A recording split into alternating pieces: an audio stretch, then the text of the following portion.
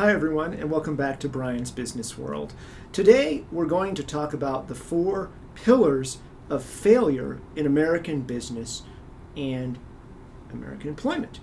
Now, what do I mean by the 4 pillars of failure? It's sort of the 4 reasons that I've discerned after many years of why businesses fail and also why employees fail at those businesses. And these are major societal problems. Perhaps in future episodes we could look at maybe how we would solve or address some of these, but I'm going to give you sort of the reality of what is going on and why so many things are failing at so many organizations and why so many employees are having a good time and candidly, or not having a good time, but are failing quite honestly. So sort of pillar number 1. Most organizations, this can be public, it can be private, big, small, you name it, are not training their employees. So many employees go into an organization, they do not receive proper support or training. Again, public, private, doesn't matter. And when they exit these organizations, they do not have the skills they should.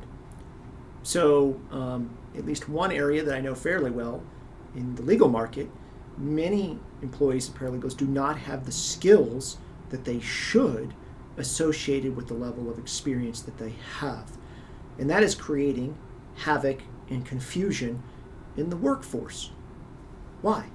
Well, when employers go to hire someone, say a seasoned individual of 10 years in a certain field, they expect a level of skill acquisition with that individual, a certain set of skills.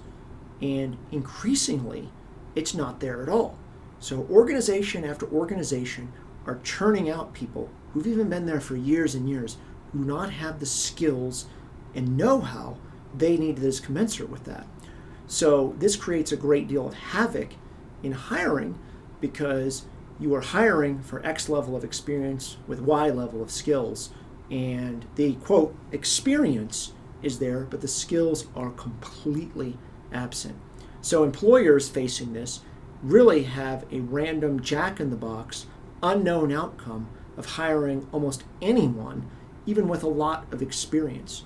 So this is creating failure points both for the employees because they don't know what they should, and for the employers who have no idea or are horrifically surprised to learn that the skills are not there. So lack of training by these organizations. Now, what's incredible to me is if those people were actually trained while employed at those organizations, they would be so much more valuable.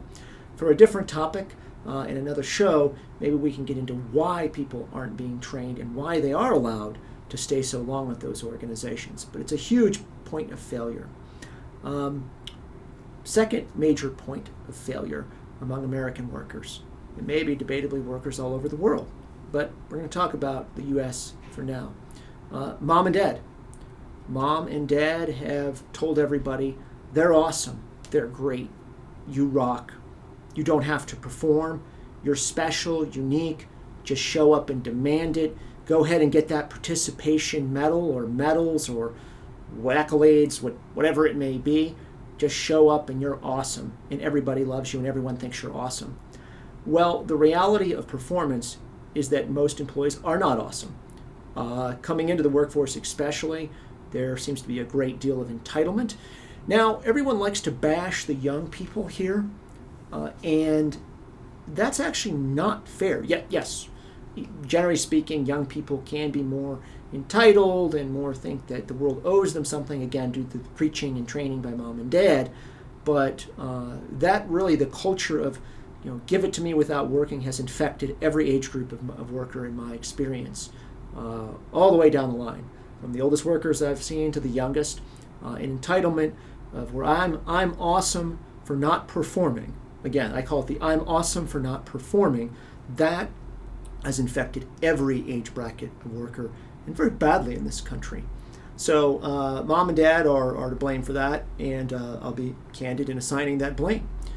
Third pillar of failure, educators at every level, from grade school all the way through to graduate school. Again, similar to mom and dad, have told their students, you're awesome, you're great, here you are, you get an A for showing up or a B for showing up, and good job for you, without any actual performance and results. I'm not sure that even many college students these days could even handle a C, God forbid a C, on a paper or a test without a panic attack or having to go get medication. They'd probably go to the dean's office and try to file a complaint against that professor. Back where I came from or went to school, a C was a respectable grade. A's were given very rarely, maybe a couple people in the class. And you really, really, really had to do superb work to get the A. Now it seems like, you show up, get the A, and that's just par for the course. I'm sorry, B's and C's are not grad grades. And you know what? I'll come out and say something very unpopular. An F can be very healthy. So even getting the occasional D and F is good for people if it spurs them to greater performance and learning. But I think educators do share some of the blame here as well. Lastly, what's the last pillar of failure? The employees and the managers and business owners themselves. The employees, let's take that side, have not undertaken it, their responsibility, to learn the skills that is commensurate with their experience. They have not undertaken the education, training, or hard work of learning to become excellent at what they need to do. And at the end of the day, while organizations certainly bear, as I've said earlier, a lot of responsibility here, the employees are at fault for that. Likewise, the other side of the coin, the owners and managers have not learned the skills they need to really excel. So those are the 4 pillars of failure, again, between employees and businesses that I have seen. Many episodes in the future could potentially discuss or go deeper into these, but hopefully this has been thought-provoking for you and has challenged some of your assumptions. Again, please follow us, leave some comments, or send us an email. We'd love to hear from you, and look forward to speaking with you soon. Thank you.